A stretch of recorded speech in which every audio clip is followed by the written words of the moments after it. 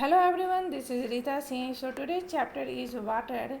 This chapter is from class 7th Geography chapter 5. तो यहाँ हम चर्चा करेंगे वाटर पानी या जल के बारे में. So we know that Earth is the only planet where the availability of water. अर्थ ही एकमात्र ऐसा प्लेनेट है जहाँ पानी की उपलब्धता है. There are many sources of water on the earth in the form of seas, oceans, lakes, rivers, etc. और पृथ्वी पर पानी की ये जो सोर्स है इनमें से है नदियाँ, सागर, महासागर, तालाब, lakes. But we all know that all the sources of water it is not fit for the human consumption. लेकिन हम यह भी जानते हैं कि पानी की यह उपलब्धता जो है और सभी तरह की पानी जो है, सभी तरह के वाटर सोर्सेज हैं जो हैं वह ह्यूमन कंजम्पशन के लिए फिट नहीं है या हमारे पीने लायक नहीं है. But the main thing is from where do we get the water. हमें पानी कैसे मिलता है और व्हाट इज़ द प्रोसेस, ये कौन सा प्रोसेस है जिसके कारण पृथ्वी पर पानी की उपलब्धता होती है. So we are reading from the beginning और we are reading from the primary section about the water circle. हम लोग शुरू से ही वाटर साइकिल के बारे में पढ़ते हैं कि water cycle it is a process in which the water rotates from the land to the atmosphere. और जिसमें हम पढ़ते हैं कि वाटर का जो फॉर्म है यह लैंड और एटमोसफेयर वायुमंडल और पृथ्वी के बीच में रोटेट होते रहता है. सो ये कैसे रोटेट होता है, let's try to understand. The sun's heat causes evaporation of water vapor. When the water vapor cools down, it condenses and forms clouds. Sun heat से वाटर जो होता है यह एवापोरेट होता है और it turn into the water vapour. यह water vapour या भाप के रूप में चेंज होता है. और when the water vapor cools down, जब यह भाप ठंडी हो जाती है, it condenses and forms cloud. यह सघन हो जाती है, कंडेंस होती है और यह बादलों का निर्माण करता है. From there it may fall on the land or sea in the form of rain, snow or sleet. और जब इन बादलों का निर्माण होता है तो ये बादल जब बहुत ही मॉइस्चर से हेवी हो जाते हैं तो it falls down again on the land and seas और ओशन. तो यह वर्षा का रूप लेकर या स्नो का रूप लेकर अगेन पृथ्वी पे बरस पड़ते हैं. The process by which water continually changes its form and circulates between oceans, atmosphere and land is known of the water. So just I explained about that the water cycle एक ऐसी प्रक्रिया है जिसमें कि वाटर लगातार change होते रहता है और यह रोटेट होता है या सर्कुलेट होता है वातावरण, लैंड और ओशंस के बीच में. और इसी प्रोसेस को हम बोलते हैं water circle. So water circle is the process by which water changes it's form and circulates between oceans, atmosphere and land. तो ये वाटर साइकिल जो है ये एक ऐसा चक्र है जिसमें पानी का रूप हमेशा चेंज होते रहता है और यह सूरज की गर्मी जब नदियों, समुद्र, तालाब पे पड़ती है तो वह गर्मी के कारण पानी भाप बनकर ऊपर उड़ता है और इस तरह से यह वायुमंडल में जाता है. वायुमंडल में क्लाउड बनने की प्रक्रिया होती है और जब क्लाउड हेवी हो जाता है मॉइस्चर से तब वापस यह पृथ्वी पर बरस पड़ता है. तो यह एक वाटर साइकिल एक प्रक्रिया है जो कि हमेशा रोटेट होता रहता है एटमॉस्फेयर, ओशंस और लैंड के बीच में. Our earth is like a terrarium. हमारा अर्थ जो है वह टेरेरियम की तरह है. So firstly try to understand about that the terrarium.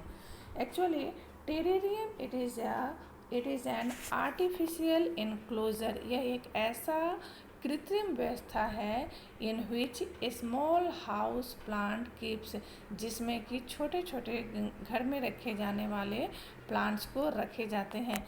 Actually terrarium it is made in jar और द बॉटल, टेरेरियम को जो है एक बॉटल में बनाया जाता है या एक जार में बनाया जाता है।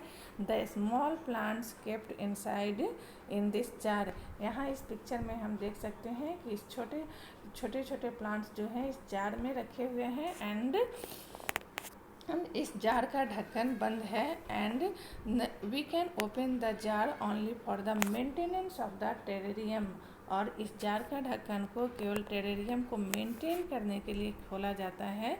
इसी तरह से our earth is like a terrarium, हमारा पृथ्वी भी टेरेरियम की तरह है। और व्हाई इज इट सो, यह ऐसा क्यों है? तो इसका कारण है the same water that existed centuries ago still exist today, पानी का पानी का जो हजारों साल या 100 साल पहले भी जो पानी का सोर्स था वह आज भी और वही पानी आज भी उपलब्ध है। कैसे? The water use to irrigate a field in the Haryana may have flowed down the Amazon river 100 years ago, ऐसा संभव है कि सिंचाई का पानी जो हरियाणा में यूज़ किया गया हो, अर्थात हरियाणा में क्रॉप्स की सिंचाई के लिए जिस पानी का यूज़ किया गया है वह ऐसा संभव है कि वह सन के हीट से एवापोरेट हो गया हो और क्लाउड का फॉर्म ले, और it may be possible that it fall down in the Amazon basin, और यह अमेजन के रिवर में यह पानी यहाँ बना हुआ क्लाउड ऐसा संभव है कि अमेजन रिवर में वह गिर गया हो या बरस गया हो। सो that's why here the earth is compared like a terrarium, यह टेरेरियम से कंपेयर किया गया है, मतलब कि सेम चीज़ ही एक ही जगह पे एग्जिस्ट रहता है। The major sources of fresh water are the rivers, ponds, springs and glaciers. So fresh water का जो पानी पीने योग्य होता है जिसे हम फ्रेश वाटर अकाउंट कहते हैं, उसके जो मुख्य सोर्स हैं वह है नदियाँ, तालाब, स्प्रिंग्स और ग्लेशियर्स। The ocean bodies and the seas contain salty water, the water of the oceans is salty or saline as it contain a large amount of the salt. So ocean और सी का water जो होता है, सागर या महासागर के पानी जो होते हैं वो पीने के लिए नहीं होते हैं, वो हमारे पीने लायक नहीं होते हैं, because it contain the saline, क्योंकि यह नमकीन पानी होता है और नमकीन पानी हमारे लिए उपयुक्त नहीं होता है। So here amount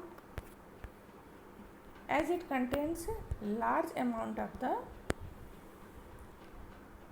of dissolved salt, क्योंकि महासागरों और समुद्र सागर का जो पानी है इसमें बहुत ही ज़्यादा मात्रा में नमक घुला हुआ है। Most of the salt is sodium chloride और the common table salt that you eat. So इसमें ज़्यादातर जो मात्रा है सागरों और महासागरों में जो पानी है उसमें सोडियम क्लोराइड या कॉमन टेबल साल्ट की मात्रा है, जिसका यूज़ हम लोग घरों में खाने के लिए करते हैं। This is the reason the salt is made by using the seas और ओशंस वाटर। इसीलिए खाने का जो नमक होता है इसे समुद्र या महासागरों के पानी से बनाया जाता है। So here we can in this picture we can see that the earth is, हम इस पिक्चर में देख सकते हैं कि पृथ्वी पर जो है वह पानी की मात्रा लैंड की मात्रा से ज़्यादा है। क्लियर? तो यहाँ हम पिक्चर में देख सकते हैं कि the earth, most of the earth surface it is occupied by the water bodies rather than the lands. पृथ्वी का ज़्यादातर भाग जो है वह पानी के सोर्स से ऑक्युपाइड है लैंड की तुलना में। इट इज़ नो हम सभी जानते हैं कि 71% of the earth surface is covered by the water bodies. 71% जो पृथ्वी की भूमि है वह वाटर बॉडी से कवर की गई है, चाहे वो सागर हो, महासागर हो, नदियाँ हो, तालाब हो, इन सभी को मिलाकर, या ग्लेशियर से बंदा आइस कैप से सभी को मिलाकर। Now the percentage of the और the distribution of the water bodies, हम यहाँ चर्चा करेंगे वाटर बॉडीज के डिस्ट्रीब्यूशन के लिए। So as we know that 3/4 of the earth surface is covered by water. Earth का 3/4 हिस्सा जो है वह वाटर से कवर्ड है, बट लेकिन तब भी most of the countries are facing the water scarcity problem. लेकिन दुनिया का ज़्यादातर देश जो है वाटर स्कैरसिटी प्रॉब्लम से फेस कर रहे हैं। व्हाट आर द रीज़न, इसके रीजन्स क्या है? Actually the most of the, इसका रीज़न यह है कि there are only less water account of the fresh water, क्योंकि फ्रेश वाटर या पीने का पानी का अकाउंट बहुत ही कम है, जबकि स्लाइन वाटर जो है कुल पानी का जो प्रतिशत पृथ्वी पर उपलब्ध है उसमें से 97% जो है वह स्लाइन वाटर है, या जो कि नदियों, जो कि सागर और महासागर के रूप में पृथ्वी पर उपलब्ध है। So here we can see that the percentage of water on the earth, oceans 97.3% water on the earth surface is covered by the oceans। 97.3% जो वो टोटल वाटर अकाउंट है, ये जो है स्लाइन वाटर का अकाउंट है जो कि ओशंस के रूप में है। And we know that it is not fit for the human consumption, और ये हमारे पीने लायक नहीं है। 2% it is available in the ice cap in the form of the glacier and glaciers, or it is it is found in the Antarctica or in the other areas। तो ice, और 2% जो वाटर है वो ice cap या glacier के रूप में है। And we know that these areas are not accessible for the humans, और यह एरिया जो है हमारे पहुंच से बाहर है। So here now the ground water 0.68% is the ground water. It is also the fresh water account. Fresh water lakes, inland seas जो है 0.009% है। सॉल्ट लेक्स 0.009, यहाँ सॉल्ट लेक्स भी आ गए। और एटमॉस्फेयर 0.0019। एटमॉस्फेयर जो है हम वाटर वेपर को भी कंटेन करके रखता है, और इसकी मात्रा जो है 0.0019 है। Rivers 0.0001। So we can see that how less fresh water account available on the earth. हम लोग देख सकते हैं कि फ्रेश वाटर का अकाउंट बहुत ही कम है, जिसे हम बोल सकते हैं कि लगभग 1% जो है वो फ्रेश वाटर अकाउंट है। और इसमें से फ्रेश वाटर अकाउंट है, जिसका यही कारण है कि most of the countries are running और facing the water scarcity problem। So in the next class I will explain the another topic like the ocean circulation। Thanks for watching my video।